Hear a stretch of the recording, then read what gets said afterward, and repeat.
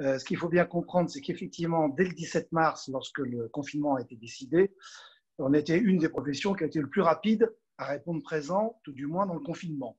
Et donc, effectivement, en 2 jours, pratiquement, 80 à 90% des chantiers se sont arrêtés.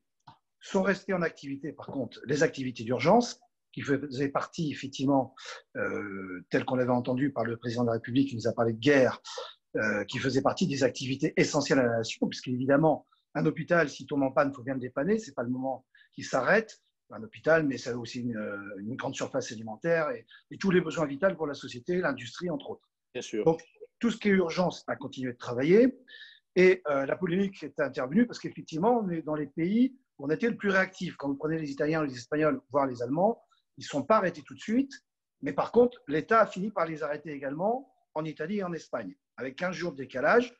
Et donc, je ne sais pas si ça a joué sur la courbe du nombre de cas, mais en tout cas, ils ont pris à un moment la décision de les arrêter.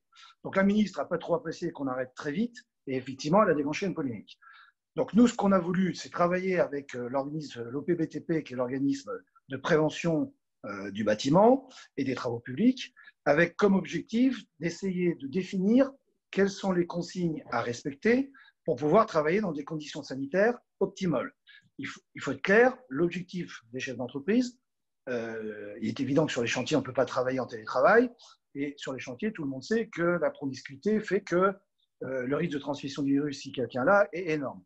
Donc, il fallait bien qu'on ait un protocole qui nous rassure. Nous, on n'est pas des professionnels de la santé, donc ce n'est pas à nous de dire comment se transmet le virus, mais par contre, c'est à nous de respecter les consignes des professionnels pour nous dire comment il faut faire pour travailler en sécurité vis-à-vis de nos salariés.